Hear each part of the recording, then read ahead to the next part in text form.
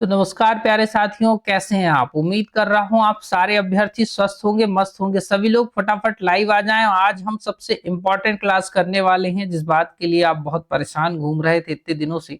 आपके मन में बार बार जो है ख्याल आ रहे थे, और ये ख्याल कुछ इस प्रकार से थे कि सर हम कौन सी बुक से पढ़ें, करंट अफेयर्स कहाँ से पढ़ें। इन सब के समाधान के लिए प्री टारगेट बैच 2025 में मैं आपके लिए आज लेकर आया हूं महत्वपूर्ण करंट अफेयर्स पार्ट वन। कौन सा महत्वपूर्ण करंट अफेयर्स पार्ट वन आया है, जहां पर मैं आपको केवल इतने स्पेसिफिक क्वेश्चंस कराऊंगा जिसके माध्यम से आप अपनी तैयारी में समझ जाएंगे कि क्या पढ़ना है, कितना पढ़ना है, कैसे पढ़ना है। उसी के साथ साथ मौका परिस्थिति में छापी जा रही जो बुक्स हैं आपके लिए, मतलब देखो क्या होता है, मैं आपको बता दूं। लोग परिस्थितियों के अनुरूप फटाफट बुक छाप देते हैं। हर कोई आज के जमाने में राइटर बना घूम रहा है, उसके कारण जो है बुकें जो है मार्केट में आपको दिख भी रही हैं। ये अच्छी बात भी है एक तरीके से, पर इसका दूसरा पहलू जब आप देखेंगे तो क्या है, जानकारी का इतना एक भरसक भंडार हो गया है कि क्या पढ़ें यही समझ में नहीं आता कई बार तो बच्चों को। तो इस आधार पर मैं आपसे यही कहूंगा कि जो है अब आपको स्पेसिफिक कंटेंट में आपको देने का एक प्रयास कर रहा हूं। तो आइए मिलकर प्रयास करते हैं। और आपको सिर्फ सेलेक्टिव मैं आपको बताऊंगा, मतलब इन्हीं बुकों में से ये कोई एक बुक का कॉम्बिनेशन नहीं है। वैसे तो बुकें बहुत सारी हैं, पर इन सारे बुकों में से भी जो बेस्ट है, जिसका आपको एक तरीके से मुझे पढ़ाना है, मैं उन पर जो है फोकस करके आपको दे रहा हूँ। चलिए शुरुआत करी जाए। बिल्कुल सब लोग जुड़ गए हैं तो सभी को नमस्कार, सभी को राधे राधे, सभी को जय सिया राम, गुड इवनिंग मेरे प्यारे अभ्यर्थियों। उस आईएएस एकेडमी का एप्लीकेशन गूगल प्ले स्टोर पर किया के नाम से उपलब्ध है मेरे प्यारे अभ्यर्थियों। यदि आपने डाउनलोड नहीं करा है तो कर लीजिए। यहाँ पर लिखा मिलेगा शिक्षा की भ्रांति नहीं शिक्षा की क्रांति। इसी के साथ साथ मैं आपसे बोलूं तो यहाँ पर आप हमारे एप्लीकेशन को डाउनलोड करके रेटिंग कर दीजिए। समझ के बात को, क्यों डाउनलोड करें मैं उसके पीछे अब आपको कारण बताता हूँ। आपको सारे कंटेंट जो है, मतलब एप्लीकेशन को डाउनलोड करना है। डाउनलोड करने के बाद लेफ्ट वाले लॉगिन करना है। लॉगिन करने के बाद कंटेंट वाले सेक्शन में जाना, फ्री मटेरियल पे जाना, जहां पर आपको बहुत इंपॉर्टेंट डेटा मिलेगा। ये डेटा में आपको एमसीक्यूज मिलेंगे, फ्री ऑफ कॉस्ट में है। आपको उसी के साथ करंट अफेयर्स जो है वो मिल जाएंगी। उसी के साथ साथ यूट्यूब क्लासेस मिल जाएंगी, पीवाईक्यूज मिल जाएंगे, और भी बहुत कुछ मैंने यहाँ पर अपडेट करके रख दिया है। आप जाके चेक करिए। रोजगार निर्माण की बहुत सारी चीजें, बजट अजट, ये सब कुछ आपको फ्री ऑफ कॉस्ट मिल रहा है। समझे बात को? तो आपको करने के लिए बहुत कुछ है। एक बार जाइए, देखिए, आराम से पढ़िए, पर वो है जो आवश्यक है, वो नहीं जो अनावश्यक है। तो चलिए सब जुड़ गए हैं तो शुरू करा जाए। सबसे पहले, सबसे पहला, सबसे इंपॉर्टेंट जो इस हमारे पास आपके लिए करंट अफेयर है, वो है चुनावी बॉन्ड। मुझे लगता है ये प्रश्न बिल्कुल आना चाहिए, और फिर से मैं बोलूंगा जितने मैं टॉपिक दूंगा वो सबसे इंपॉर्टेंट रहेंगे और प्री में पूरी तरीके से संभावित भी हैं। तो देखिए राजनीतिक दल क्या कर रहे थे, इस पर सारी डिटेल लिखी हुई है। मैं इनमें से की फैक्ट्स आपको बता दूंगा, बाकी पढ़ना आपको है, वो भी लिमिटेड है जो लिखा हुआ है, पर मेरी बातों को सुनो तो फटाफट आपको समझ में आ जाएगा। 2017 और 18 का आया था बजट बच्चों। 2017 और 18 के बजट में चुनावी बॉन्ड जो है, चुनावी बॉन्ड का जो है उल्लेख मिला। 2018 से इस स्कीम को जो है लागू करा गया। इसके तहत जो राजनीतिक दल हैं वो क्या करते थे, चंदा जुटा लेते थे। अच्छा खासा पैसा इनको मिल जाता था। समझ गए बात को? हालांकि ये बात समझने योग्य है कि ये जो स्कीम है ये बीजेपी ने ही लाई। किसने लाई? बीजेपी ने ही लाई। और मैं आपको एक इन्फॉर्मेशन भी दे चुका हूँ। एक पुराना वीडियो पुराने घर में मैंने बनाया था, बहुत स्पेशल वीडियो था आपके लिए, पूरा कंप्लीट डिटेल दी थी, बॉन्ड ऑन्ड कैसा होता है सब दिखाया था मैंने। तो वो वीडियो कभी और मैं फिर से बना दूंगा आप लोगों के लिए, आप निश्चिंत रहें। अभी चूंकि कम पढ़ना अच्छा पढ़ना है, तो उसमें मैं आपको बता रहा हूँ। तो बीजेपी इसको लेके आई थी, और आपको पता होना चाहिए कि बीजेपी को ही सबसे ज्यादा चंदा मिला पिछले कुछ वर्षों में इस स्कीम के तहत। हालांकि सुप्रीम कोर्ट ने क्या कहा, संविधान के अनुच्छेद 19 ए, मतलब 19 ए एक का जो है, उसी की भी धारा यदि आप अंदर सब धारा देखेंगे तो ए के तहत जो है कहीं ना कहीं इसको जो है सूचना के अधिकार का उल्लंघन माना, और इसके आधार पर सुप्रीम कोर्ट ने चुनावी बॉन्ड स्कीम को क्या कर दिया, रद्द कर दिया। तो इसके कहने का तात्पर्य यह हो रहा है कि स्कीम अब बंद हो चुकी है। इसके तहत राजनीतिक दल क्या करते थे, गुमनाम चंदा वसूल रहे थे, समझ लो एक तरीके से, क्योंकि उस पर किसी का नाम नहीं लिखा होता था। ध्यान से समझो। और ये कहाँ से सबका हो पा रहा था, ये एसबीआई की निर्दिष्ट शाखाओं, मतलब एसबीआई की भी कुछ चुनिंदा शाखाओं से सारा काम हो पा रहा था। यहाँ पर आप क्या करते थे, 1,000 रुपए से लेकर 1 करोड़ रुपए तक का जो है चुनावी बॉन्ड खरीद सकते थे। तो ये पैसा किसको चला जाता था, ये राजनीतिक दलों को चला जाता था।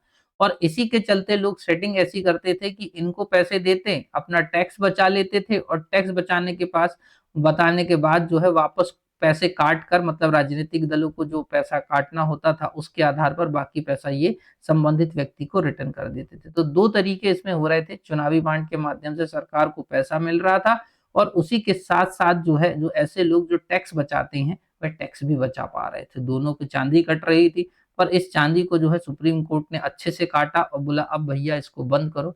वहीं उसी के साथ साथ आपको एक बात और याद रखना है मेरे प्यारे बच्चों की, जन प्रतिनिधित्व अधिनियम 1951 की धारा 29 ए के तहत पंजीकृत राजनीतिक दलों को ही दान दिया जाता था। समझे बात को?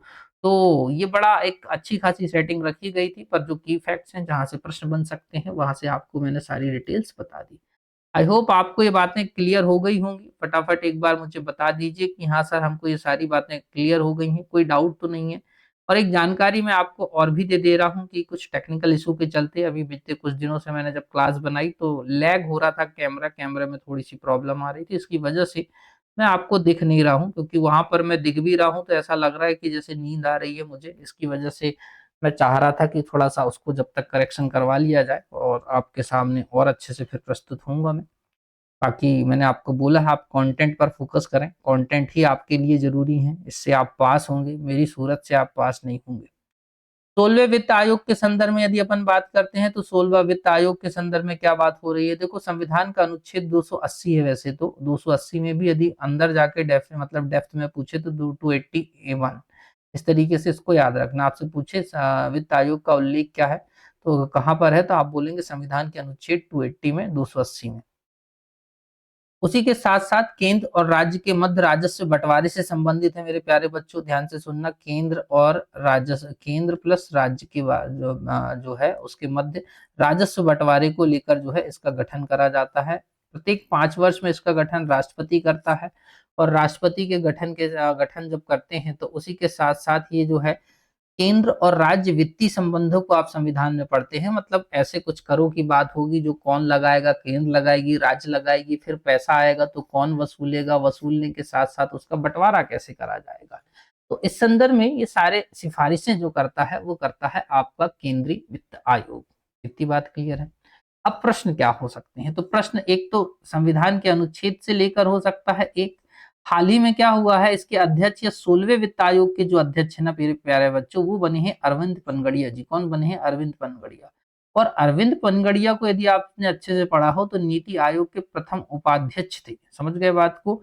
तो उसी के साथ साथ सचिव और सदस्यों के बारे में पूछा है, हालांकि इतना तो बनता नहीं है पर बने तो थोड़ा सा आपके लिए लिखा हुआ है, डिटेल में आप पढ़ लेना। कार्य क्या है वही मैंने आपको बताया, केंद्र और राज्य के मध्य जो वित्तीय स्थितियां हैं उसका मूल्यांकन करेगा, राजस्व बंटवारे के लिए सिफारिश करेगा, ये सब बातें होती हैं। वहीं और जो प्रश्न बनने वाले हैं कि तो देखो 15वें वित्त आयोग के अध्यक्ष पूछ ले तो आप बोलोगे NK सिंह थे। और वहीं 16वां वित्त आयोग की अवधि जो है, मतलब मैंने आपको बोला प्रत्येक 5 साल में गठन होता है इसका, ऐसे समझ लो, तो ये होगा आपका 2026-27 से लेकर 2030-31 तक के कार्यकाल इसका होगा। वहीं यह इसकी सिफारिशें जो है कहीं ना कहीं एक तरीके से मानिए 1 अप्रैल 2026 से लागू हो जाएंगी। और एक और प्रश्न पूछ ले तो मुझे कमेंट बॉक्स में फटाफट कमेंट करके बताइए कि फर्स्ट वित्त आयोग के अध्यक्ष कौन थे, जल्दी से बताइए। प्रथम वित्त आयोग के अध्यक्ष। सारे करंट अफेयर्स जो मैं आपको दे रहा हूं बहुत यूनिक हैं, बहुत इंपॉर्टेंट हैं, इतना पढ़ के चले जाना तो आपको लगभग करंट अफेयर्स से जो प्रश्न आने वाले होंगे उनमें तो आपको शिकायत कम आएगी। समझे? चलिए ठीक, सभी के आंसर्स आना शुरू हो गए हैं मेरे पास में। बिल्कुल, कुछ लोग सही दे रहे हैं, कुछ लोग सोच रहे हैं कि दें ना दें या चुपचाप पढ़ते रहें। मैं कहूँगा आप पढ़ भी रहे हैं तो बहुत अच्छी बात है, पर यदि आपको अच्छे से पढ़ना है तो आप नियमित भी आएँ, नियमित क्लास भी देखें, आकर कमेंट भी करें। आप सिर्फ जो है एक तरफा पढ़ाई ना करें, ऐसा नहीं है कि आप किसी कोने में बैठ के आराम से पढ़ाई कर रहे हैं, ये भी बहुत अच्छा तरीका है। पर मैं आपसे बोलूँगा आप भी हमारे सहयोग में आएँगे तो हम और भी आपके लिए बहुत कुछ बेहतर करेंगे। चलिए, तो इस संदर्भ में मैं आपसे बात करूं तो पहले वित्त आयोग के अध्यक्ष थे केसी नियोगी। आपसे पूछे कि प्रथम वित्त आयोग के अध्यक्ष कौन थे तो आप बोलोगे केसी नियोगी। इतनी बात समझ में आ गई मेरे प्यारे अभ्यर्थियों? चलो आगे बढ़ा जाए। पीएम जनमन योजना भाई इस बार की तो मुझे लग रहा है कि पीएम जनमन तो आप बिल्कुल रट के जाना चाहिए आपको, और प्री के संदर्भ में ये स्कीम बिल्कुल ही आने वाली है। समझ गए बात को? तो इस संदर्भ में बात कर लेते हैं। तो देखो पूरा नाम क्या है इसका, प्रधानमंत्री जनजाति आदिवासी महान्याय अभियान। बेसिकली हम ये सोच रहे हैं कि आदिवासियों का बहुत ज्यादा उत्थान करा जाए। अब हम तो नहीं, सरकार सोच रही है, और सरकार सोच रही है तो अच्छा सोच रही है, ऐसा मान लीजिए। समाज में सभी वर्ग को जो है बच्चों मुख्यधारा में जोड़ना चाहिए। जनजाति हो, आदिवासी हो, कोई भी हो, सभी को जो है उत्थान का जो है अपना अपना अधिकार होता है। उसी के साथ यदि हम बात करते हैं तो ये शुरू कब हो रही है, सबसे फर्स्ट डेट आपसे यहीं से पूछेगा वो आपसे, तो आप बोलोगे 15 नवंबर। 15 नवंबर जो है बिरसा मुंडा जी की जयंती है। समझ गए बात को? बिरसा मुंडा। उलगुलान विद्रोह आपने सुना होगा, एक बार प्री में आ गया था।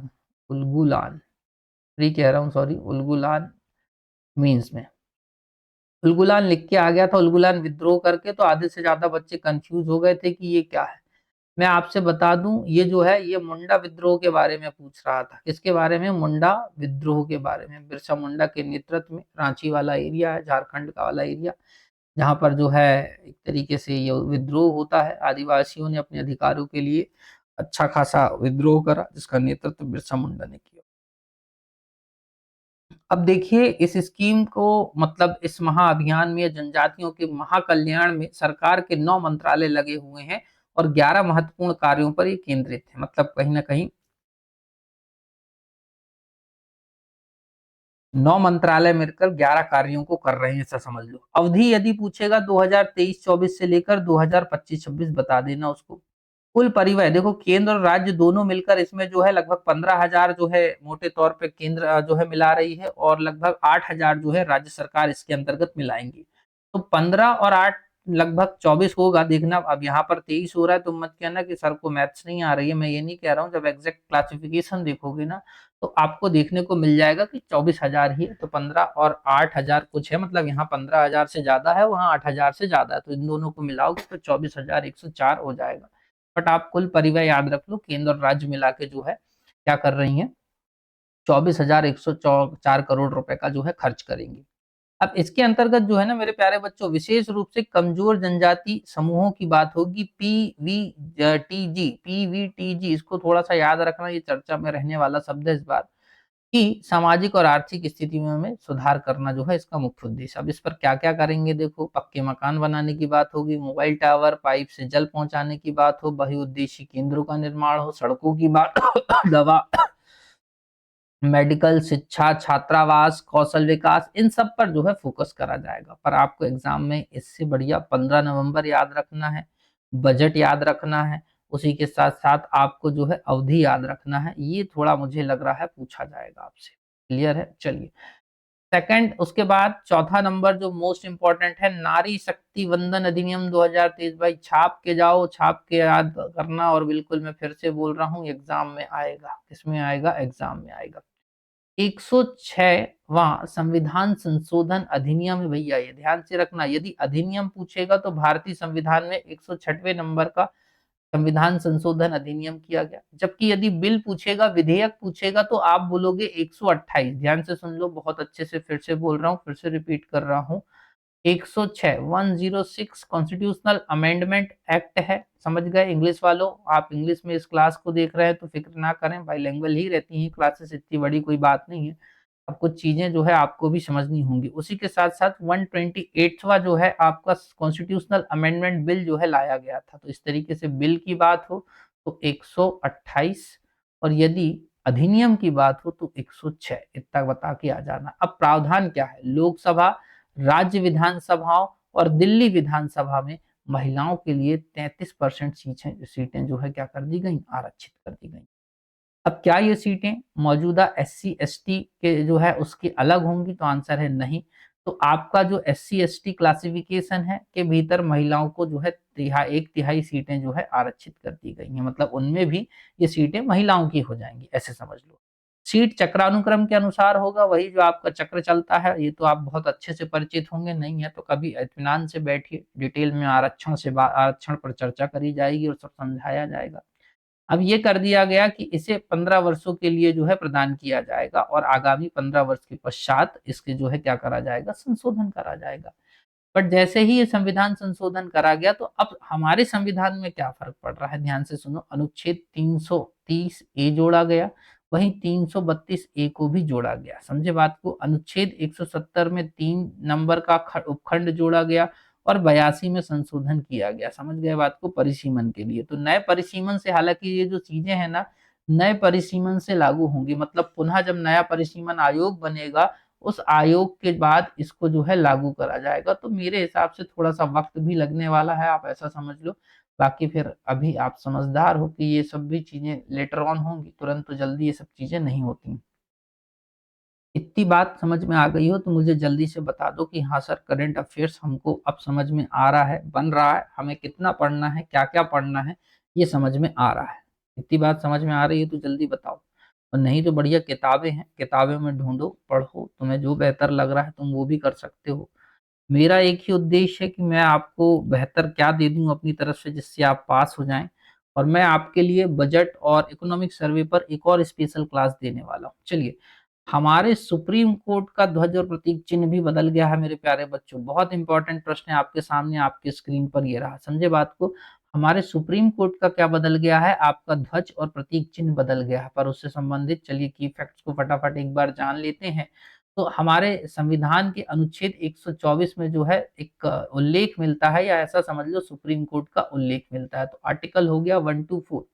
पर एक तरीके से आप समझ लें यह भी एक संवैधानिक निकाय है। 26 जनवरी 1950 को जैसे ही संविधान लागू होता है वैसे ही यह अस्तित्व में आ गया। परंतु फाइनल उद्घाटन आपसे पूछेगा तो 26 मई 28 जनवरी याद करना। क्या याद करना, 28 जनवरी 1950 को इसका क्या हो रहा है, इनॉग्रेशन हो रहा है, इसका उद्घाटन हो रहा है। इसके पहले मुख्य न्यायाधीश की यदि हम बात करेंगे, या सर्वोच्च न्यायालय के मुख्य न्यायाधीश जो है वो हीरालाल जे कानिया थे। समझ गए बात को। हीरालाल जे कानिया साहब जो हैं, इसी के साथ साथ इसकी हीरक जयंती मनाई गई 28 जनवरी 2024 को। कब मनाई गई, 28 जनवरी 2024 को जो है सर्वोच्च न्यायालय ने अपना स्थापना दिवस जो है मनाया, और अपनी स्थापना की हीरक जयंती मतलब डायमंड जुबली मनाई गई। इस पर जो है एक तरीके से जो है इसको कहीं ना कहीं ऐसा कह सकते हैं कि नया तिरंगा, नया ध्वज जो है वह आपको देखने को मिला। तो इसी के साथ देखो, सर्वोच्च न्यायालय का जो ध्वज है वह किस रंग का है आपसे पूछेगा तो नीले रंग का है। किस रंग का है, नीले रंग का। इस ध्वज में संविधान के खुले पन्नों से सर्वोच्च न्यायालय के गोलाकार भवन को उभरते हुए प्रदर्शित करा गया है। और उसी के साथ साथ आप यदि देखेंगे तो इस ध्वज में न्यायालय के गोलाकार भवन के ऊपर अशोक चक्र को जो है स्थान दिया गया है। और अशोक चक्र के साथ साथ संपूर्ण डिजाइन एक वृत्त द्वारा घेरा गया है, और इसमें संस्कृत का श्लोक लिखा है, यतो धर्मस्तु जया, अर्थात जहां धर्म है वहां जीत है। तो इस प्रकार से ये पूरा नया डिजाइन तैयार करा गया है। तो रंग पूछ ले, और पूछ ले कि भाई किसका चक्र या क्या बना है, और इसी के साथ साथ कौन सा श्लोक लिखा है। तो ये आपको याद रख के चले जाना है। और सुप्रीम कोर्ट से संबंधित आर्टिकल मैंने आपको बता ही दिया है। चलिए, कमेंट बॉक्स में एक कमेंट करके बताइए कि सुप्रीम कोर्ट के वर्तमान में मुख्य न्यायाधीश कौन है। समझ गए, वर्तमान में मुख्य न्यायाधीश कौन है, तो इसको कमेंट करके बताइए। मैं आगे बढ़ रहा हूँ, मुख्य न्यायाधीश। मैं कमेंट देखते चलूंगा, चिंता मत करो। और जो बाद में भी क्लास देख रहे हैं वो कमेंट करके बता देना, तो मैं आपके भी रिप्लाई कर दूंगा। समझे बात को। चलिए, तो साथियों, आपके लिए हमारा एक बहुत ही इम्पोर्टेंट, बहुत ही यूनिक जो है कोर्स लॉन्च करा है मैंने आपके लिए। पर उससे पहले यदि आप एंड्रॉइड फोन यूज करते हैं तो मैं कहूँगा इस लिंक पर टिक करके हमारे एप्लीकेशन को चला पाएंगे। और यदि आप आईफोन यूज करते हैं तो इस लिंक पर टिक करके हमारे एप्लीकेशन को आप रन कर पाएंगे। कॉम्बो बैच, यदि आपको मैं कहूँ कि आपको कुछ आईएएस एकेडमी की सारी सुविधाएं लेनी है तो आप कॉम्बो बैच को परचेज कर लीजिए। इसमें क्या क्या मिलेगा, इसमें इतिहास प्री प्लस मेंस मिलेगा आपको। ध्यान से देखिए, आपको दिख रहा है जहां मैंने एरो ले गया, आपको इतिहास प्री प्लस मेंस आपको देखने को मिल रहा है। ये बात हो गई। उसी के साथ साथ इकोनॉमी की भी बात आएगी बच्चों। किसकी बात आएगी, इको की बात भी आ जाएगी। तो इको भी आपको जो है प्री प्लस मेंस देखने को मिल रहा है। क्या देखने को मिल रहा है, प्री प्लस मेंस देखने को मिल रहा है। इसी के साथ साथ मैं आपसे बोलूंगा कि आपको ई शिप देखने को मिल जाएगी। क्या मिल जाएगी, ई शिप एंटरप्रेन्योरशिप देखने को मिल जाएगी। क्योंकि ये मेंस अकेले में है तो मेंस में आपको मिल जाएगी। अब यदि आपने कुछ आईएएस एकेडमी के कॉम्बो बैच को लिया है तो मैंने आपको बोल रखा है कि मैं प्राइम मेंबर्स को बहुत कुछ दूंगा। इस बहुत कुछ में इतना है कि आपको लगभग ये 15,000 रुपए तक का फायदा हो जाएगा। कितने हजार का, 15,000 का। यदि कोई भी संशय मात्र है तो जाओ अभी भी पूछ लो। जितने बच्चों ने कोर्स परचेज करा है, लगभग 33 अप्रॉक्स बच्चे हैं जिन्होंने इस कोर्स को परचेज कर रखा है, उन बच्चों से आप चाहो तो पूछ सकते हो। उसी के साथ मैं आपसे बोलूंगा कि पीडीएफ के संदर्भ में यदि हम बात करेंगे तो इसी के साथ साथ क्या हो रहा है, जैसे मैंने एक दो कोर्स लॉन्च करे हैं। एक तो मैंने यही जिसको क्लास को आप पढ़ रहे हो, टारगेट प्री 2025 का बैच है, ये भी इसमें फ्री ऑफ कॉस्ट है। और यदि एक बैच और है मेरा प्यारे बच्चों, जिसमें हमने जो है अतुल सर की आर्थिक पाठशाला के नाम से लॉन्च करा है। अतुल सर की आर्थिक पाठशाला के नाम से जो है लॉन्च करा है। ये कोर्स भी इसमें फ्री है, ध्यान से समझ लेना। ये कोर्स भी इस कोर्स के साथ क्या है, फ्री है। तो मतलब आपको अदर कोर्सेज भी इस पर फ्री मिल गए। उसी के साथ साथ ये देखो, ज्योग्राफी के में भी मैंने बच्चों की हेल्प करी है। हाल ही में यहाँ पर मैं उसका स्क्रीनशॉट नहीं जोड़ पाया हूँ, पर आप चाहें तो जाके एप्लीकेशन को अभी डाउनलोड करें, चेक करें, सब मिल जाएगा कि मैंने यहाँ पर ये कर रखा है कि हाल ही में साइंस के, किसके मेरे प्यारे बच्चों, साइंस के हैंड रिटन नोट्स जो हैं, हैंड रिटन नोट्स इस पे डाले हैं। तो ये भी आपको देखने को मिल जाएंगे। तो बढ़िया आराम से देखो, फिर बाकी निर्णय आप ही लो कि बार बार पढ़ना है या एक बार पढ़ना है। डेमो क्लासेस मैंने खुद हिस्ट्री की आपको इतनी ज्यादा दे दी है कि आप चाहो तो बहुत कुछ समझ सकते हो। उसी के साथ मैं आपको ये बात भी बताना चाहूंगा मेरे प्यारे बच्चों कि हम आपको 39 लेक्चर में अप्रोक्स प्राचीन भारत को कवर अप करवा चुके हैं। अब बोलोगे सर 39 लेक्चर्स में का मतलब क्या है? मतलब ये है कि प्राचीन इतिहास वैसे भी बहुत लेंदी हो जाता है। उसी के साथ साथ प्री मेंस दोनों मैंने कवर कराया है, प्री मेंस के साथ आंसर राइटिंग भी करा दी।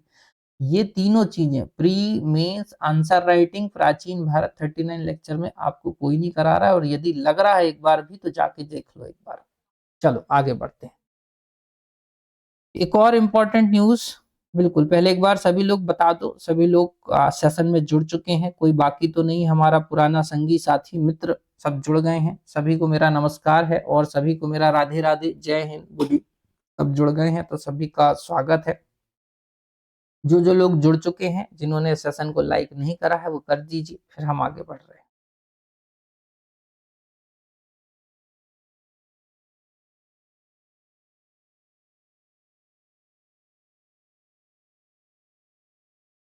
ठीक है, चलिए उसी के साथ अब आगे बढ़ते हैं मेरे प्यारे बच्चों। तो आगे एक इम्पॉर्टेंट न्यूज और आती है आपके लिए। इस इम्पॉर्टेंट न्यूज में ये बात है कि पश्चिम बंगाल सरकार के द्वारा जो है वर्ष 1873 में शुरू करी गई थी कोलकाता की ऐतिहासिक ट्राम। सबसे पहले समझ लो हमारे यहाँ ट्राम सेवा शुरुआत करने की बात आ रही है। तो इस ट्राम को यदि हम बात करेंगे तो कोलकाता में अब बंद कर दिया गया है। इस ट्राम को क्या कर दिया गया है, कोलकाता में अब बंद कर दिया गया है मेरे प्यारे बच्चों। तो यहाँ से ही कहानी शुरू होती है इस ट्राम के बारे में। 150 साल पुरानी इस ट्राम सेवा, जिसे कोलकाता के लोगों की जीवन रेखा एक तरीके से माना जाता था।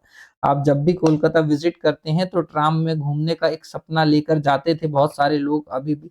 और इसी के समानांतर आप ऐसा समझ लो कि कोलकाता के समानांतर ये कई जगह शुरू भी करी गई थी। मतलब इसके बाद पटना, चेन्नई, नासिक और मुंबई जैसे शुरू शहरों में भी इस ट्राम को शुरू करा गया था, पर ये वहां पर उतनी सक्सेस नहीं हुई जितनी कोलकाता में रही।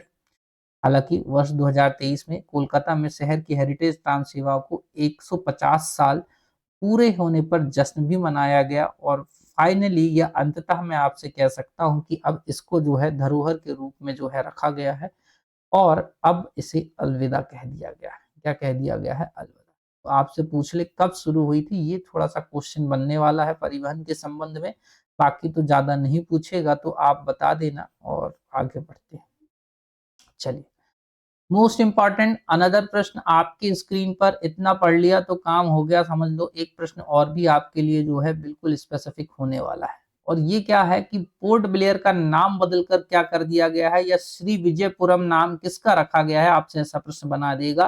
तो आप बता देना जो है अंडमान निकोबार के संदर्भ में यदि हम बात करें तो पोर्ट ब्लेयर की बात हो रही है। समझ गए बात को? तो अंडमान और निकोबार की राजधानी पोर्ट ब्लेयर का नाम बदलकर अब क्या कर दिया गया है, सी विजयपुरम कर दिया गया है। यहाँ पर और डिटेल लिखी हुई है, पर मैं आपसे बोलूं तो ये सब चीजें पढ़ने की कोई जरूरत नहीं होती है। चाहो तो पढ़ लेना दिल करे, पर उसकी कोई जरूरत नहीं है।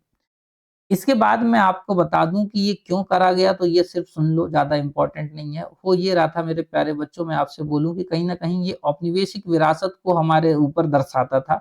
तो इस संदर्भ में हमने इसका नाम जो है श्री विजयपुरम कर दिया है। अब श्री विजयपुरम का क्या सांस्कृतिक महत्व है, ये आपके लिए इंपॉर्टेंट है। इसको ऐसे समझ लीजिए कि श्री विजय एक साम्राज्य का प्राचीन नाम था जिसका केंद्र हुआ करता था सुमात्रा। ये संपूर्ण दक्षिण पूर्व एशिया में जो है अपना प्रभाव रखता था। ये अपने आप में इसलिए इंपॉर्टेंट हो जाता है। तो हम भी अंडमान और निकोबार जो दक्षिण पूर्व में एशिया का एक हिस्सा कहला सकता है, इसको ध्यान में रखते हुए हमने भी इसका नाम जो है क्या रखा, श्री विजयपुरम। अब हमने नहीं रखा, अमित शाह जी का मंत्रालय है उसने रखा है। परंतु इससे रेलिवेंट अब जो मेन मेन फैक्ट हैं वो मैं आपको फटाफट बता रहा हूँ, सबको सुन लो। ये देखो यहाँ पर एक चार्ट लगा हुआ है। तो चार्ट में क्या बताएगा, सबसे पहले एक व्यक्ति थे जिनका नाम है आर्चीबाल्ड ब्लेयर। इनको जो है कहीं ना कहीं सर्वे करने के लिए ब्रिटिश सरकार के द्वारा नियुक्त करा गया और भेजा गया। ब्रिटिश सरकार in the sense east India company की चर्चा हुई। इन्होंने सब कुछ सर्वे अर्वे करा और प्राकृतिक बंदरगाह की खोज भी कर ली, और इसका नाम इन्होंने जो है तत्कालीन एक तरीके से लॉर्ड कार्नवालिस के नाम पर रख दिया, पोर्ट कार्नवालिस। आगे चलकर जो है इसी पटकथा में चैथम द्वीप जो है एक तरीके से जो है स्थापित होता है, और द्वीप के संदर्भ में जो है उत्तरी अंडमान में पोर्ट ब्लेयर को जो है इसको स्थानांतरित कर दिया जाता है। पर आगे चलकर ये भी हुआ कि महामारी फैली, जिसके चलते बहुत सारे लोग जो है प्रवसित कर गए, यहाँ से निकले।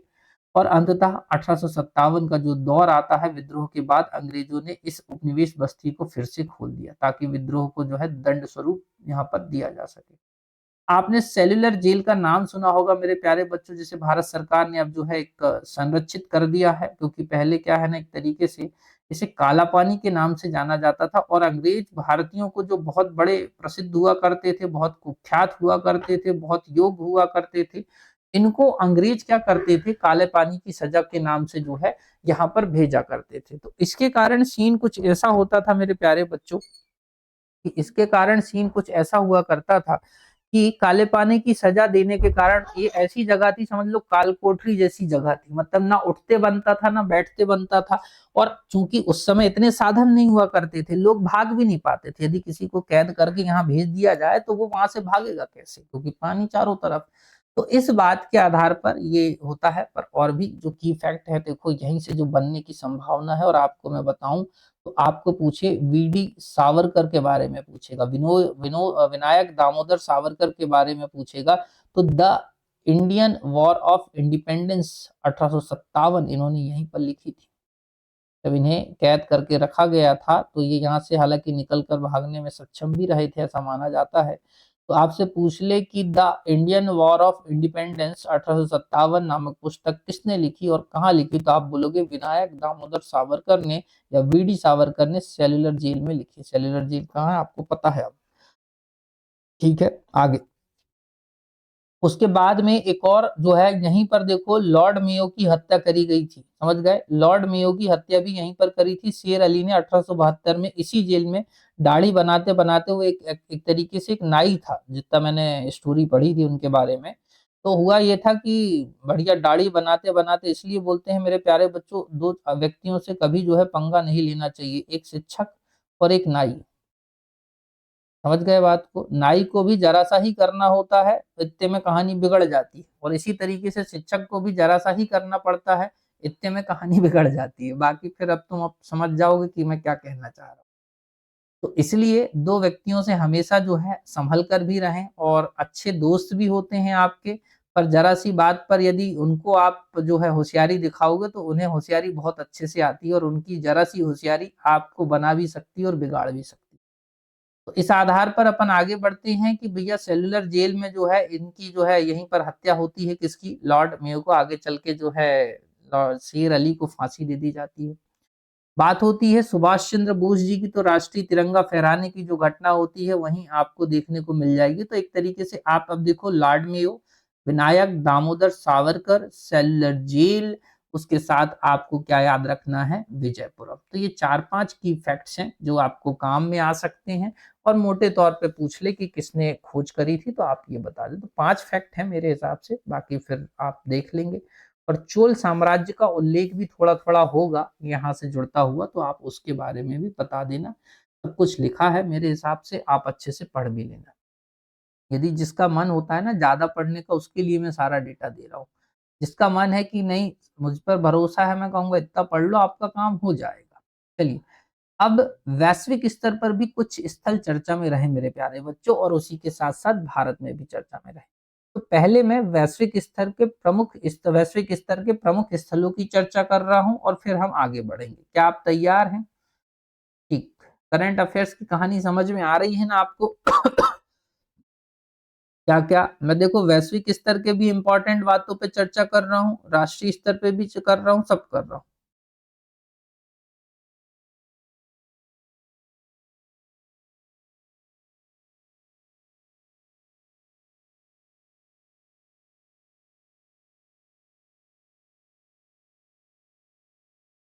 चलिए, तो इस संदर्भ में यदि हम बात करते हैं बच्चों, तो सबसे पहला नंबर पे आपका आता है, देखिए यहाँ पर फिलाडेल्फी कॉरिडोर। आपसे पूछे फिलाडेल्फी कॉरिडोर जो हाल ही में चर्चा में रहा, उस संदर्भ में प्रश्न बनाएगा। तो इजराइल ने फिलाडेल्फी कॉरिडोर पर नियंत्रण को इजराइल और हमास के बीच युद्ध विराम वार्ता का एक शर्त बना दिया। मतलब एक तरीके से कहीं ना कहीं जब इजराइल और हमास के लड़ाकों के बीच में युद्ध हो रहा था बच्चों, तो फिलाडेल्फी कॉरिडोर को खोला गया था ताकि कुछ समय लोग यहाँ से निकल सकें, यहाँ पर आ सकें, खाने पीने इत्यादि की सुविधाएं हो सके। इतनी बात हो गई।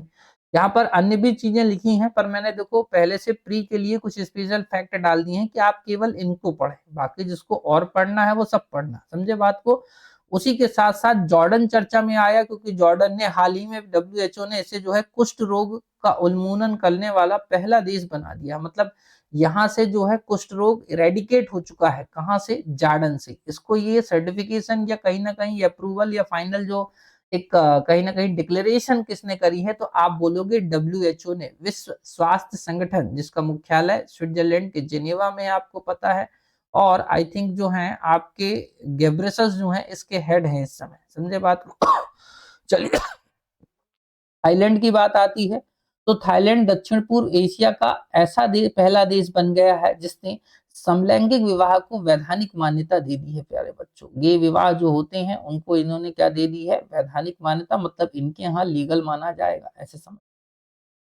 उसके बाद चर्चा होती है ब्रुनेई की। किसकी चर्चा होती है? ब्रुनेई की। तो ब्रुनेई चर्चा में क्यों आया? क्योंकि भारत के प्रधानमंत्री जो है पहली बार द्विपक्षीय यात्रा पर यहाँ पर गए थे। तो ये पूछ लेता है कई बार आपसे एग्जामिनर कि प्रधानमंत्री जो है हाल ही में किस देश की यात्रा पे गए। इस प्रकार से कुछ प्रश्न बना लेता है, स्पेसिफिक करके बनाएगा तो बता ही देना। उसी के साथ संयुक्त अरब अमीरात चर्चा में और रहा। संयुक्त अरब अमीरात में अरब जगत का पहला, ध्यान से सुनो, अरब जगत का जो है पहला परमाणु ऊर्जा संयंत्र सफलतापूर्वक स्थापित किया। तो एग्जामिनर आपको बनाएगा कि एक तरीके से अरब जगत का पहला परमाणु ऊर्जा संयंत्र कहां पर स्थापित किया गया है, तो आप बोलोगे संयुक्त अरब अमीरात, UAE। क्या बोलोगे? UAE। ठीक। अब यहाँ से चर्चा आती है भारत के संदर्भ में भी चर्चा आती है। तो भारत के प्रमुख स्थल कौन कौन से हैं? चलो आओ देखो एक बार। अंडमान और निकोबार द्वीप समूह की बात आती है, तो जो है इसकी राजधानी का नाम अभी जस्ट अपन ने पढ़ा कि पोर्ट ब्लेयर का नाम बदल कर क्या कर दिया गया? श्री विजयपुरम कर दिया गया। क्या कर दिया गया? श्री विजयपुरम कर दिया गया। सुमात्रा के संबंध में बात हो रही है, चोल साम्राज्य से जुड़ा हुआ है। उसी के साथ साथ मैंने आपको वीडी सावरकर से जुड़ा हुआ बता दिया है। वीडी सावरकर के साथ साथ 1857 की क्रांति और जो है लॉर्ड मेयो। ये 4-5 फैक्ट हैं जो आपके दिमाग में अब सेट हो जाने चाहिए, इससे आप पास हो जाएंगे। चलिए, अंडमान और निकोबार द्वीप समूह ने गैलेथिया खाड़ी को महापत्तन के रूप में अधिसूचित कर दिया गया है। मतलब एक तरीके से एक मेजर पोर्ट क्या हो गया? गैलेथिया खाड़ी। आपसे पूछ ले गैलेथिया खाड़ी कहाँ पर है, किसके नियरेस्ट है, किसके समीप है, तो आप बता देना, हाँ कि ना। अब देखो, आपसे एक और प्रश्न पूछे कि इरुला जनजाति, आपसे पूछ ले इरुला जनजाति जो है कहां पर पाई जाती है, तो आप बोलोगे तमिलनाडु में। देखो, सांप का विष निकालने और बेचने के लिए विश्व स्तर पर प्रसिद्ध तमिलनाडु की इरुला जनजाति को अनिश्चित भविष्य का सामना करना पड़ रहा है। मतलब कहीं ना कहीं इनके साथ जो है समस्याएं हैं। तो इसके पूछ ले आपसे, ये चर्चा में रहेगी क्योंकि थोड़ा सा दिमाग में रखना, आपसे पूछ ले इरुला जनजाति जो है कहाँ पर पाई जाती है, तो आप बोलोगे तमिलनाडु में। और कुछ से संबंध में पूछेगा, हालांकि सांप आप का तो नहीं पूछेगा, इतना भी सरका नहीं है आयोग। चलिए, उसके बाद कर्नाटक में एक और जो है खरपतवार तेजी से बढ़ रही है, जो चर्चा में बनी हुई है, जो कहीं ना कहीं उस जगह की प्रकृति को नष्ट कर रही है। इसका नाम है मिकानिया माइक्रांथा। मिकानिया माइक्रांथा इसका नाम है बच्चों, जो कि भद्रा टाइगर रिजर्व में फैल रही है, जिससे यहाँ की जैव विविधता को खतरा हो रहा है। ठीक है, तो आपसे पूछ ले भद्रा टाइगर रिजर्व कहाँ है, वो आप बोल दोगे कर्नाटक। वो आप क्या बोल दोगे, कर्नाटक। ठीक है ना, बिल्कुल। इतनी बात हो गई। बाकी चीजें देखो स्क्रीन पे आपको दिख ही रही होंगी, जो इंपॉर्टेंट मुझे दिख रही हैं, मुझे लगा आपको बताई जानी चाहिए, वो मैंने आपको बता दी। नेक्स्ट मोस्ट इंपॉर्टेंट फिर से आपके स्क्रीन पर दिख रही होगी, एक पेंशन योजना है जिसे आप जो है यूपीएस के नाम से जानेंगे। That is unified payment scheme. क्या बोलेंगे बच्चों, यूनिफाइड पेमेंट स्कीम, समझ गए, एकीकृत पेंशन योजना। तो एकीकृत पेंशन योजना जो है इस तरीके से, यदि क्या क्या बात लिखी है थोड़ा सा मैं आपको पढ़ दे रहा हूं कि केंद्र सरकार ने कर्मचारियों को वृद्धावस्था में आय सुरक्षा मतलब इनकम सिक्योरिटी को प्रदान करने के दृष्टिकोण से एक नई एक तरीके से पेंशन योजना को मंजूरी दे दी।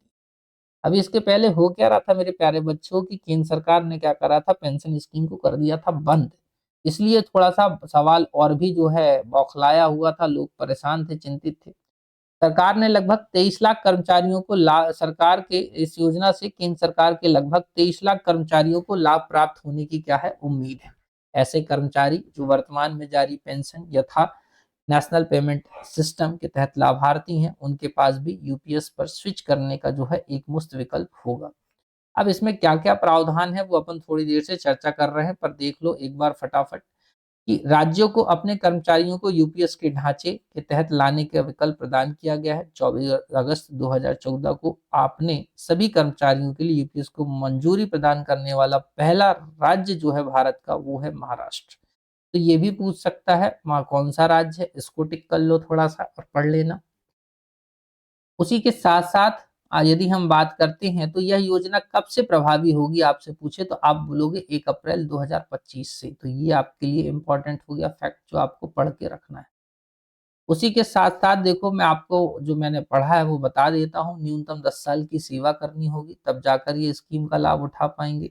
और इसके पूरी पेंशन प्राप्त करने के लिए ध्यान से सुनना, न्यूनतम तो 10 वर्ष है, कम से इतना करना पड़ेगा, तब आपको इस पेंशन का लाभ मिल पा रहा होगा, या उन लोगों को ही मिलेगा। उसी के साथ में आपको बोलूं कि यदि पूरी पेंशन बनानी हो तो आपको इसके अंतर्गत जो है कम से कम 25 वर्ष करने होंगे सेवा। पूरी पेंशन के लिए 25 वर्ष। इसलिए मैं आपको कई बार बोलता हूं, जो मेरे साथ छोटे छोटे आईएएस जुड़े हुए हैं, मैं उनको कई बार एक बार समझा रहा था, आपको याद हो क्लास में मैंने आपको बोला था कि आपको देखो पूरी पेंशन मतलब, पूरी पेंशन का क्या मतलब होता है, जैसे लास्ट सर्विस में जब आप काम कर रहे हैं रिटायरमेंट के समय, और रिटायरमेंट का ये जो समय है ना बच्चों, इस दौरान आपकी सैलरी आ रही है, मान के चलते हैं कि 1 लाख रुपए, तो आपको पेंशन उसकी आधी हो जाती है।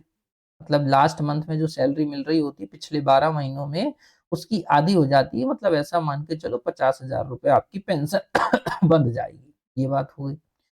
पर इस 50,000 को प्राप्त करने के लिए आपको क्या करना पड़ेगा, 25 साल की कम से कम सर्विस देनी होगी। तो यदि आप अभी से सेलेक्ट हो जाओगे तो आपको ज्यादा, आपका ये टेन्योर आपको कंप्लीट हो जाएगा। अब मान के चलो 40 वर्ष की उम्र में आप सेलेक्ट हुए, तो 40 और 20 60, तो तुम्हारी सर्विस हो गई ना 20 साल की, तो तुम्हें इसका फायदा नहीं मिलेगा, या पूरी पेंशन तुम्हारी नहीं बनेगी, ऐसे समझ जाओ। तो ये बात कह दी मैंने। इसी के संबंधित सारे प्रावधान यहाँ पर लिखे हुए हैं, इनको आप एक बार पढ़ लेना। ठीक है, यहाँ तक न्यूनतम जो है सुनिश्चित पेंशन की बात हुई।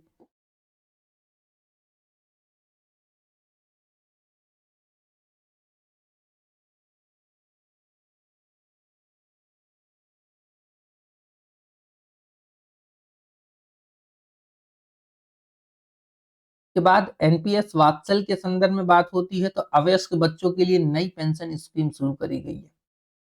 समझ गए बात को। माइनर जो बच्चे होते हैं ना, माइनर्स, अभी तक माइनर्स के लिए कोई विशेष स्कीम्स तो नहीं थी, तो सरकार ने नई पेंशन स्कीम शुरू करी है जिसका नाम है वात्सल्य। क्या नाम है? वात्सल्य। ये उल्लेख कहाँ करा था? तो बजट 24-25 का जो बजट आया था उसमें क्या प्रावधान है देखो। तो एक तरीके से ऐसा समझ लो कि यह अंशदान आधारित पेंशन स्कीम है, मतलब माता पिता या अभिभावक को अंशदान करना पड़ेगा। 18 वर्ष से कम आयु के सभी अवयस्क नागरिक इस योजना के लिए पात्र होंगे, मतलब जिनकी एज लेस देन 18 है वो। न्यूनतम पेंशन एक तरीके से मैं कहूंगा ना आपके लिए पॉकेट मनी का कॉन्सेप्ट है, पर यह है कि सरकार इसके माध्यम से आपकी जेब का पैसा भी लेना चाह रही है। प्रतिवर्ष जो है न्यूनतम 1,000 रुपए का आपको योगदान करना होगा। अधिकतम की कोई सीमा नहीं है, जितना कंट्रीब्यूशन करेंगे उसी हिसाब से पेंशन मिलने लगेगी। और इसी के तहत ये 18 सितंबर 2024 को नई दिल्ली से इस स्कीम को जो है लॉन्च करा गया। तो ये डेट आपके लिए इंपॉर्टेंट है, एक ये याद कर लो, एज क्राइटेरिया याद कर लो, उसी के साथ साथ कब बजट में उल्लेख हुआ और न्यूनतम वाला कॉन्सेप्ट याद कर लो। ये इतना आपको याद करना ही करना है। ठीक है। और करंट अफेयर्स हैं, चिंता मत करो, आगे देखो। उससे पहले एक आपके लिए ये टारगेट बैच जिसके अंतर्गत आप इस आज की इस क्लास को अटेंड कर रहे हो, ऐसे ही बहुत इंपॉर्टेंट क्लास हैं जो बिल्कुल यूनिक है, बिल्कुल स्पेशल है, वो मैंने आपको यहाँ पर दी है। तो इस संदर्भ में टारगेट प्री 2025 का ये जो बैच है मेरे प्यारे बच्चों, इसमें लाइव प्लस रिकॉर्डेड दोनों क्लासेस हैं। आप चाहें तो जैसे मैं अभी आपको पढ़ा रहा हूँ ये लाइव हो जाएगी आपके लिए। ये इसकी लिंक है, इस लिंक पर क्लिक करके भी आप डायरेक्ट इससे जुड़ सकते हैं। बोलेंगे सर ये लिंक कहाँ मिलेगी? तो ये आपको टेलीग्राम पे मिलेगी हमारे। टेलीग्राम के साथ साथ, टेलीग्राम किस नाम से है? तो कुश आईएएस एकेडमिया के नाम से आप सर्च करिए, पूरा नाम से कुश आईएएस एकेडमी के नाम से, वो आपको मिल जाएगा। उसी के साथ मैं आपको ये भी बोल रहा हूँ कि जो वीडियो आप देख रहे हो ना, आज की जो क्लास देख रहे हो, वीडियो का डिस्क्रिप्शन चेक करना, आपको सारी लिंक वहां पर भी मिल जाएंगी। एप्लीकेशन की लिंक, कोर्सेज की लिंक, आप कोर्स पे क्लिक करोगे तो कोर्स की संबंधित जानकारी आपके सामने स्क्रीन पर आ जाएगी। स्क्रीन के जैसे ही ओपन करोगे तो फिर सारी डिटेल्स भी लिखी हुई हैं, वैलिडिटी भी लिखी हुई है, सब लिखा हुआ है, उसको पढ़ो और ज्वाइन कर लो। ज्वाइन इसलिए कर लो, मैं आपको बोल रहा हूँ क्योंकि इसमें बहुत मिनिमम फीस के साथ मैं आपको ये सारा कंटेंट दे रहा हूँ, कोई बड़ा फीस नहीं रखी है। इतनी फीस है कि आप इतना आसानी से भर भी सकते हैं। और मैं कहूँगा 2-4 प्रश्नों के लिए की बात नहीं हो रही है, कम से कम 10 से 15 प्रश्नों की बात हो रही है। तो जो आप बुक खरीद के लाओगे उसमें अपना दिमाग खराब करोगे, अलग अलग बुकों को खरीद करने जाओगे, अलग अलग वीडियोस देखोगे, उससे बढ़िया मैं आपको एक समाधान दे रहा हूँ। सिर्फ आप इस कोर्स को परचेज करो, आपकी सारी चिंताएं मेरे तरफ। समझ गए बात को? चलिए, अब बाकी निर्णय आपको लेना है, क्या करना है क्या नहीं करना है। विश्व की 10 बड़ी अर्थव्यवस्थाओं की भी चर्चा हो जाए मेरे प्यारे बच्चों। तो सितंबर 2024 में फोर्ब्स द्वारा जो एक लिस्ट जारी करी गई और इसमें टॉप 10 जो इकोनॉमी की बात हुई, तो यदि हम इस संदर्भ में देखते हैं तो देखो, जारी आंकड़ों के अनुसार वर्ष 2024 में जीडीपी के संदर्भ में शीर्ष स्तर पर जो है संयुक्त राज्य अमेरिका बना हुआ है। तो संयुक्त राज्य अमेरिका की जीडीपी 28.78 ट्रिलियन डॉलर में है, यदि प्रति हजार जीडीपी में। तो ये पूछता नहीं है बच्चों, इतना दिमाग लगाने की आपको कोई ज्यादा जरूरत नहीं है। मैं आपको सिर्फ इतना बता दे रहा हूँ कि नंबर 1 पर है आपका यूएसए। कौन है? यूएसए। सेकंड पर कौन है? आपका चीन। थर्ड पे कौन है? आपका जर्मनी। फोर्थ पे आपका कौन है? जापान। और उसके बाद फिफ्थ पे आ जाएगा वाकई। अच्छा, एक चीज याद रखना, ये आंकड़े जो है सितंबर 2024 तक अपडेट हो चुके, कब तक अपडेट हो चुके थे? सितंबर 2024 तक। ठीक है ना? तो इस संदर्भ में भारतीय अर्थव्यवस्था की स्थिति 5वें स्थान पर 3.94 ट्रिलियन डॉलर है। यहाँ पर मैंने आपको लिख दिया है नवीनतम डेटा जो आपके लिए देना है मुझे। बजट 2024-25 में फाइनेंस मिनिस्टर ने क्या कहा है कि हम 2028 तक भारतीय अर्थव्यवस्था को 5 ट्रिलियन डॉलर तक ले जाएंगे। कहीं ना कहीं भारतीय अर्थव्यवस्था तीसरे पायदान पर बनने की सोच रही है। कौन से पायदान पर? तीसरे पायदान पर। तो वक्त बताएगा, हालांकि ये पहुंचेंगे कैसे ये मैं आपको बता चुका हूं कि टैक्सम्मा जो है, कौन? टैक्सम्मा। टैक्सम्मा। ठीक है, टैक्सम्मा जो है बेसिकली पॉपकॉर्न पर जीएसटी लगा लगा के, किस पर? पॉपकॉर्न पर जीएसटी लगा लगा के, या मैं आपसे कह दूं कि मध्यम वर्गीय लोगों की कमर तोड़ तोड़ कर देश को जो है 5 ट्रिलियन डॉलर बनाया जाएगा। किसकी कमर तोड़कर? मध्यम वर्गीय लोगों की। इसलिए मैं कई बार बोलता हूं और आज फिर से रिपीट करूंगा, तब तक रिपीट करूंगा जब तक कईयों का उद्धार न कर दूं, कि जो ये मिडिल क्लास के कॉन्सेप्ट से बाहर आओ। क्यों? क्योंकि अमीर को कोई फर्क नहीं पड़ता, समझना, अमीर को कोई फर्क नहीं पड़ता। वो जो है ना, सुना ना, मेरे को कोई फर्क नहीं पड़ता, वो वाला कॉन्सेप्ट है कि मेरे को कोई फर्क नहीं पड़ता, गैस की प्राइस बढ़ जाए, तेल की प्राइस बढ़ जाए, आटे की प्राइस बढ़ जाए, मेरे को कोई फर्क नहीं पड़ता। वैसे ही जो गरीब है बच्चों, उसको भी कोई फर्क नहीं पड़ता। समझे बात को? उसको भी कोई फर्क नहीं पड़ता, कितना भी बढ़ा लो, मैं तो आज का ही सोचूंगा। फंसे कौन है? मध्यम वर्गीय। कौन फंसे हैं? मध्यम वर्गीय। इनको सब सोचना है, इनको घर भी बनाना है, बिटिया का ब्याह भी करना है, बच्चे को पढ़ाना भी है, इनको सब करना है, और इनको डरना भी है। इनको क्या है? डरना भी है। तो जो डरता है उसको डराया जाता है। इसलिए मैं आपसे बोलूंगा कि आप भी मिलकर साथ चलिए और समझिए कि फिलहाल जिस तरीके से सरकार आमादा है वह बहुत चिंता का विषय है। चलिए आगे बात करते हैं एक और इम्पोर्टेंट टॉपिक। विश्व की 10 बड़ी कोयला खदानों की चर्चा हुई बच्चों, पर इस दो बड़ी खदानों में जब चर्चा में आई तो हमारे भारत की दो खदानें चर्चा में आ गई। देखिए फटाफट कि उत्पादन की मात्रा के संदर्भ में, मतलब उत्पादन की दृष्टि से, अमेरिका स्थित ब्लैक थंडर माइन विश्व की सबसे बड़ी कोयला खदान घोषित कर दी गई। मतलब कोयला खदान में उत्पादन के आधार पर जब मूल्यांकन किया गया या वैल्यूएशन किया गया, तो आप कोयले की जो है, अमेरिका की ब्लैक थंडर माइन को जो है फर्स्ट रैंक थी। पर इसी में जब विश्व की 5 बड़ी कोयला खदानों में चर्चा आई दो भारतीय खदानों की, तो ये भारत के लिए इंपॉर्टेंट हो गया। और ये दोनों कहां से हैं ये भी आपको जानना जरूरी है। पहली नंबर है आपकी गेवरा ओपन कास्ट खदान। कौन सी? गेवरा ओपन कास्ट खदान, जो कि भारत में है बच्चों।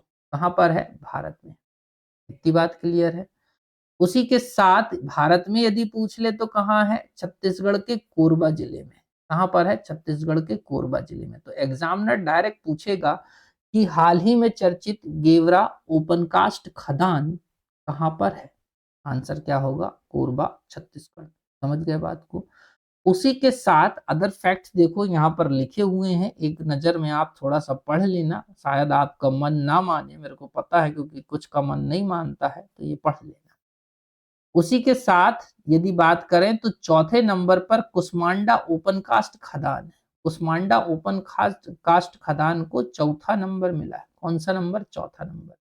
ये कहां पर है? ये खदान भी छत्तीसगढ़ के कोरबा जिले में है। तो अल्टीमेटली दोनों खदानें कहाँ की हो गई? छत्तीसगढ़ की हो गई। कहाँ की हो गई? छत्तीसगढ़ की, सीजी की हो गई। समझे बात को? सीजी की हो गई।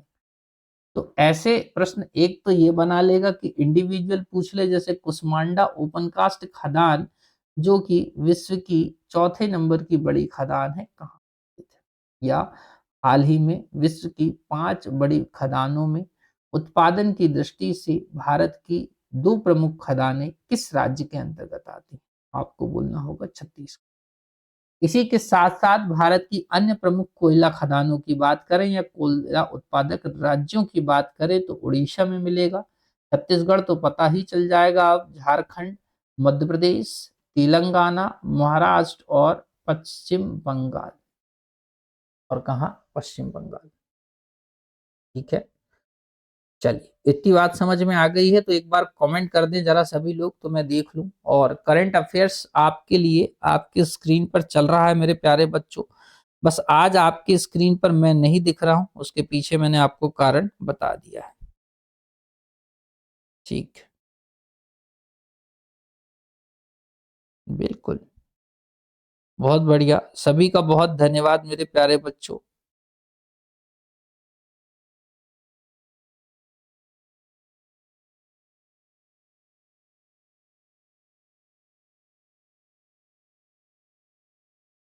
बहुत बढ़िया, चलो शुरू करें। बिल्कुल, आगे बात करते हैं। अब एक प्रश्न यहाँ से फिर से इस बार बनने की संभावना जताई जा रही है, तो इस पर आपको थोड़ा सा आराम से मेरी बातों को सुनना होगा। डिटेल में तो बहुत कुछ है यहाँ पर मैं सिर्फ मेन मेन फैक्ट्स आपको बता रहा हूँ। सशस्त्र फिलिस्तीनी समूह जिसे हमास के नाम से जाना जाता है, किस नाम से जाना जाता है? हमास के नाम। योम किप्पुर युद्ध की 50वीं वर्षगांठ पर ऑपरेशन अल अक्सा स्टॉर्म के तहत इसराइल पर अब तक का सबसे बड़ा अटैक करता है। हालांकि इसराइल जो कि डोम से कहीं ना कहीं जो है सुरक्षित रहने वाला देश है, वह अपने आप को सुरक्षा कर तो पा रहा है इतने दिनों से, ये बात भी माननी होगी। और मैं अभी एक और इम्पॉर्टेंट फैक्ट आपको थोड़ी देर से बताने वाला हूँ। तो एक तो ऑपरेशन अल अक्सा स्टॉर्म किसने चलाया, ये प्रश्न आपको बन जाएगा। तो हमास ने चलाया। किस पर अटैक किया गया इसके तहत? इसराइल पर किया गया। हमास क्या है? तो सशस्त्र फिलिस्तीनी समूह है, ये आप बता देंगे। तो इस तरीके से एक समझौता होता है बच्चों। हमास ने जो है ओस्लो शांति समझौते का हिंसक तरीके से विरोध करते रहा है। इसके तहत बेसिकली आप ऐसा समझ लें कि एक तरीके से ये माना जाता है कि इज़राइल को एक देश के रूप में ये आधिकारिक मान्यता का ये विरोध करता है। ठीक है ना? इज़राइल को एक देश के रूप पर आधिकारिक मान्यता का ये संगठन जो है क्या करते आया है? विरोध करते आया है। तो इस संदर्भ में ये बहुत इंपॉर्टेंट आपका हो जाता है। आगे बढ़ते हैं, जो कि इंपॉर्टेंट चीजें हैं। थोड़ा सा आप इज़राइल की लोकेशन को चेक कर लो, फिर मैं आगे की सारी कहानी आपको वन बाय वन बताते चलूँ। इज़राइल देख रहे हो आप इस तरीके से, ये जिस पर मैं पेन चल रहा है ना, वो इज़राइल का हिस्सा है। समझे बात को? ये इस तरीके से, ये वाला नहीं, ये यहाँ से ऐसे।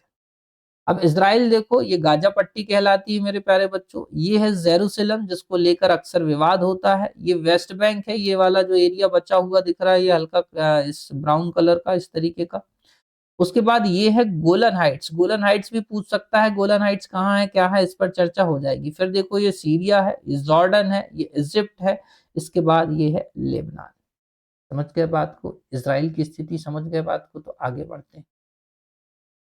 देखो, वर्ष 1973 का योम किप्पर या रमजान युद्ध चौथा अरब इजराइल युद्ध था। इस युद्ध में एक तरफ इजराइल था तो दूसरी तरफ मिस्र और सीरिया के नेतृत्व में अरब देश। मतलब समझ लो, एक तरीके से ये कुछ स्थिति इस प्रकार की बनती है। देखो, मैं आपको बोलता हूँ कि इजराइल गिद्ध के सामने खरगोश के बच्चे जैसा है। मतलब एक तरीके से चारों तरफ इसके दुश्मन है, परंतु सबकी नाक में अकेले दम करने वाला वाकई एक ऐसा देश है जो वाकई में, जिन्होंने मुस्लिम देशों की जो है कहीं ना कहीं नाक में दम करके रखा। तो इस संदर्भ में बात करते हैं तो यह युद्ध फिलिस्तीनी क्षेत्र पर विवाद को लेकर लड़ा गया था। इसके परिणाम स्वरूप एक समझौता होता है जिसे कैंप डेविड समझौते के नाम से जाना जाता है। इस समझौते के तहत पहली बार किसी अरब देश ने इजराइल को एक राज्य के रूप में मान्यता दी थी, और समझौते के तहत इजराइल ने सिनाई प्रायद्वीप मिस्र को वापस लौटा दिया। संघर्ष पर भारत अपना रुख बताता है कि भैया, भारत पारंपरिक रूप से टू स्टेट समाधान और फिलिस्तीनी लोगों के आत्मनियंत्रण के अधिकार का समर्थन करता रहा है। और अरब फिलिस्तीनी यहूदियों के बीच संघर्ष की कहानी लंबी है बच्चों। ओटोमन साम्राज्य के बारे में आपने सुना होगा। तो ओटोमन साम्राज्य जब विफर रहा था, तो उसके बाद बाल्फोर घोषणा में ब्रिटेन ने यहूदियों के लिए राष्ट्रीय भूमि के रूप में फिलिस्तीन की स्थापना करी। फिलिस्तीन की स्थापना के बाद 1947 में संयुक्त राष्ट्र में फिलिस्तीन को अरब एवं यहूदियों के मध्य विभाजित करने का मतदान हुआ। यहूदियों निवासियों ने समझौता स्वीकार कर लेते हैं और 1948 में इसराइल को स्वतंत्रता की घोषणा कर दी जाती है। मतलब 1948 में आप समझ लो इसराइल भी स्वतंत्र हो गया। वहीं अरबों ने इस समझौते को अस्वीकार कर दिया। इस वजह से दोनों के बीच जो है 4 युद्ध लड़े गए। युद्ध लड़े गए, 4 युद्ध लड़े गए। अब इज़राइल आपकी स्क्रीन पर थोड़ा-सा आपको दिख रहा होगा, तो आप चाहे देख लो, सब जगह लिखा है कि मुस्लिम बहुल देशों से घिरा है इज़राइल। लेबनान लगभग आप मान के चलो 37 लाख की बात हो रही है। गाज़ा पट्टी 20 लाख, इजिप्ट के बाद जॉर्डन, वेस्ट बैंक, सीरिया, इन सब के बीच इज़राइल जो है बैठा हुआ है। तो इसी संदर्भ में मैंने इसको कहा कि इज़राइल गिद्धों के बीच खरगोश के रूप में है। पर जिस प्रकार से इज़राइल तकनीक की दृष्टि से आगे है, इज़राइल अपनी आत्मरक्षा में आगे है, इज़राइल अपने विरोधियों को पस्त करने में आगे है, उस दृष्टि से इज़राइल आज अपना अस्तित्व बना के रखा हुआ है। इज़राइल की जो सेना है, इज़राइल की जो गुप्त एजेंसी है बच्चों, इस पर प्रश्न बन सकता है, आप पढ़ लेना, थोड़े से इंपॉर्टेंट फैक्ट हैं और वाकई में काबिले तारीफ है। चलिए आगे बढ़ते हैं और थोड़ा सी कहानी जो है आगे बढ़ाई जाती है। तो इस संदर्भ में ब्लू ओरिजिन NS-25 मिशन की चर्चा हो रही है। ब्लू ओरिजिन NS-25 मिशन जो है, ब्लू ओरिजिन नामक कंपनी है, एक तरीके से निजी कंपनी है, प्राइवेट कंपनी है, अमेरिका की है। कहाँ की है? अमेरिका की है। इसके द्वारा 19 मई 2014 को 24 को NS-25 मिशन का प्रक्षेपण किया गया। एक तरीके से यह एक उपकक्षीय अंतरिक्ष उड़ान थी। मतलब पहली बार, मैं आपको अपने शब्दों में बता दे रहा हूं, बाकी यहाँ पर सब लिखा हुआ है, पहली बार अंतरिक्ष की सैर करने की बात आई। समझ गए? पहली बार स्पेस टूरिज्म की बात आई और इस स्पेस टूरिज्म को 6 अंतरिक्ष यात्रियों ने जो है घूमने गए। परंतु इन 6 अंतरिक्ष यात्रियों में हमारे भारत के एक उद्यमी और पायलट, जिनका नाम है गोपी थोटाकुरा, ये इस तरीके से पहले भारतीय नागरिक बन गए हैं जिन्होंने कहीं ना कहीं अंतरिक्ष की यात्रा करी। हालांकि इसके पहले राकेश शर्मा 1984 में अंतरिक्ष की यात्रा करने वाले दूसरी भारतीय नागरिक। समझे बात को? तो एक तरीके से ज्ञातव्य हो कि न्यू शेपर्ड ब्लू ओरिजिन का पूर्णतः पुनर्प्रयोज्य उपकक्षीय रॉकेट है। मतलब रॉकेट इन द सेंस ये है कि फिर से इसको उपयोग करा जा सकता है। तो ब्लू ओरिजिन ने अपना एक ऐसा रॉकेट सक्सेसफुल कर लिया है जिसके बेसिस पे यह लोगों को अंतरिक्ष में ले जाएगा और वापस भी आएगा, फिर से यूज करा जा सकता है। इसी आधार पर पुष्पक इसरो का पुनर्प्रयोज्य प्रक्षेपण यान है। मतलब एक तरीके से रीयूजेबल लॉन्च व्हीकल की बात हो रही है, इसका, इसरो का। ठीक है ना? तो इस रॉकेट के लैंडिंग परीक्षण की श्रृंखला में यह तीसरा और अंतिम परीक्षण था। हमारे चित्रदुर्ग कर्नाटक में जो है इसकी परीक्षण करा जा रहा है बच्चों। आपको मैं फिर से इसको अपने शब्दों में समझा दे रहा हूं कि कहीं ना कहीं इसरो भी हमारा इस दिशा में प्रयासरत है। आपसे पूछ ले कि इसरो द्वारा पुनर्प्रयोज्य प्रक्षेपण यान का नाम क्या है या पुष्पक क्या है, आपसे ऐसे भी प्रश्न एग्जाम में बना लेगा कि पुष्पक क्या है, तो आप बता देना इसरो द्वारा विकसित पुनर्प्रयोज्य प्रक्षेपण यान या रीयूजेबल लॉन्च व्हीकल है आपका पुष्पक। इतनी बात क्लियर है? आगे बढ़ते हैं। अब इसी के साथ गगन शक्ति मिशन भी चर्चा में रहेगा बच्चों। गगन शक्ति मिशन चर्चा में इसलिए रहेगा कि फरवरी 2024 में प्रधानमंत्री नरेंद्र मोदी ने गगन मिशन हेतु नामित 4 अंतरिक्ष यात्रियों को एस्ट्रोनॉट विंग्स प्रदान किए। मतलब कहीं ना कहीं इन 4 अंतरिक्ष यात्रियों का सिलेक्शन हो गया है जो गगनयान में जो है सवार होकर जाने वाले हैं, ऐसे समझ। और इनके नाम है प्रशांत बालकृष्णन अय्यर नायर, अजीत कृष्णन, अंगद प्रताप और शुभांशु शुक्ला। आप सीधे नाम याद रख सकते हो, प्रशांत, अजीत, अंगद और शुभांशु। इसी के साथ हाल ही में एक और इम्पोर्टेंट घटना हुई थी, आपको याद होगी ये डेट, चंद्रयान 3 की बात हो रही है बच्चों। 23 अगस्त 2023 को बेसिकली हमारा चंद्रयान जिस जगह पर लैंड करा था, चंद्रयान 3 के विक्रम लैंडर ने के लैंडिंग स्थल को स्टेटियो शिव शक्ति का जो है नाम की मंजूरी प्रदान कर दी गई। ये नाम प्रधानमंत्री मोदी ने ही सोचा था और उस स्थान को जहां पर एक तरीके से हमारा लैंडर विक्रम उतरा था उसका नाम दिया गया है शिव शक्ति। तो आपसे पूछ ले कि चंद्रयान 3 कब लॉन्च हुआ, एक तो ये पूछ सकता है आपसे। दूसरा आपसे मतलब आपसे पूछ ले कि सफलतापूर्वक लैंडिंग कब करी। तीसरा उसी के साथ विक्रम का नाम पूछ ले, मतलब लैंडर का नाम पूछ ले क्या है, तो लैंडर का नाम बता देना। चौथा जहां पर वो उतरा उस स्थान का नाम पूछेगा तो बोलोगे शिव शक्ति। क्या बोलोगे? शिव शक्ति। बता दोगे कि नहीं बता दोगे? समझे बात? चलो, इस आधार पर मैं अब अतुल कुमार गर्ग आपसे विदा लेना चाहूंगा। आई होप आज आपको मैंने इंपॉर्टेंट करंट अफेयर्स दिखा ही दिए हैं, बता भी दिए हैं। इसी के साथ साथ मैं आपको कुछ स्पेसिफिक क्लास दूंगा जिन स्पेसिफिक क्लास से प्रश्न बनने की लगभग संभावना बनी रहेगी। तो यदि आपको भी लगता है कि आपको बहुत सारी बुकें नहीं खरीदना या आपको बहुत सारी बुकों को पढ़ने में तकलीफ आती है, मैं आपसे कहूंगा कि आप सिर्फ स्पेसिफिक इस कोर्स को परचेज कर लो, बाकी सब चीजें आपको एक जगह व्यवस्थित तरीके से मैं उपलब्ध करा दूंगा जहां पर आपको किसी भी प्रकार की कोई दिक्कत नहीं होगी। उम्मीद कर रहा हूं आप मेरी इस बात को समझेंगे और इस आधार पर हम आगे बात करेंगे नेक्स्ट सेशन की, जो कि जल्द आपको दिया जाएगा, जिसके आधार पर मैं आपको और भी इम्पोर्टेंट फैक्ट जो है देता रहूंगा। चलिए, मैं अतुल कुमार गर्ग अब आपसे विदा लूँगा। मिलेंगे नेक्स्ट वीडियो में, तब तक अपना ख्याल रखें। जय हिंद, जय भारत।